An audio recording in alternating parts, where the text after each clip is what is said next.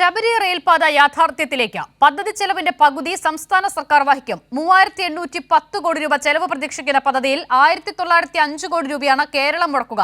ഇന്ന് ചേർന്ന മന്ത്രിസഭാ യോഗത്തിലാണ് ചരിത്രപരമായ തീരുമാനം.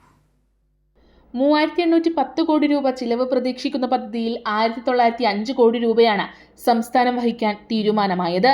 110 കിലോമീറ്റർ ദൈർഘ്യമുള്ള റെയിൽവേ പാത ശബരിമല തീർത്ഥാടകർക്ക് സുരക്ഷിതവും സൗകര്യപ്രദവുമായ യാത്രാമാർഗം ഒരുക്കുന്നതിനൊപ്പം എറണാകുളം, ഇടുക്കി, പത്തനംതിട്ട ജില്ലകളിലെ കിഴക്കൻ മലയോര മേഖലകളുടെ സാമ്പത്തിക വളർച്ചയ്ക്ക് വലിയ ഊർജം പകരും.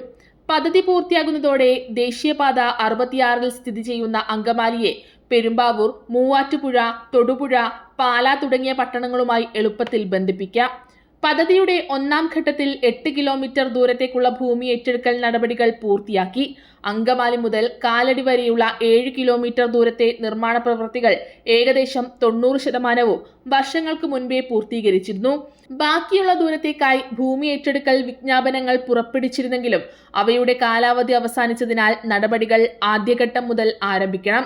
ഭൂമി ഏറ്റെടുക്കുന്നതിലെ തടസ്സങ്ങളും റെയിൽവേ ബജറ്റിൽ ആവശ്യമായ ഫണ്ട് അനുവദിക്കാത്തതിനാലും കഴിഞ്ഞ 25 വർഷത്തിലേറെയായി പദ്ധതി സ്തംഭനാവസ്ഥയിലാണ്.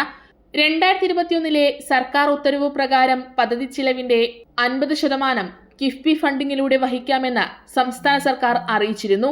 അന്ന് 2815 കോടി രൂപയായിരുന്ന പദ്ധതി ചിലവ് നിലവിൽ 3800.9 കോടി രൂപയായി വർദ്ധിച്ചു.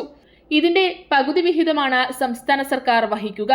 ശബരി പദ്ധതിക്കായി 303.58 ഹെക്ടർ സ്ഥലമാണ് ഏറ്റെടുക്കേണ്ടി വരിക. ഭൂമി ഏറ്റെടുക്കാൻ 1361 കോടി രൂപയും നിർമ്മാണ പ്രവർത്തനങ്ങൾക്കായി 2439.93 കോടി രൂപയും ചിലവ് വരും. എറണാകുളം, ഇടുക്കി, കോട്ടയം ജില്ലകളിലാണ് പദ്ധതിക്കാവശ്യമുള്ള ഭൂമി ഏറ്റെടുക്കേണ്ടത്.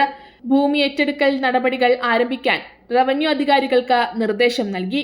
ഇക്കാര്യം കേന്ദ്ര റെയിൽവേ മന്ത്രാലയത്തെ അറിയിക്കുവാനും മന്ത്രിസഭാ യോഗത്തിൽ തീരുമാനമായി. ഇന്ത്യയുടെ ചരിത്രത്തിൽ ആദ്യമായാണ് റെയിൽവേ പദ്ധതിക്ക് വേണ്ടി പണം നൽകേണ്ടി വരുന്ന സാഹചര്യം ഒരു സംസ്ഥാന സർക്കാരിനുണ്ടാകുന്നത്. കൈരളി ന്യൂസ്, തിരുവനന്തപുരം.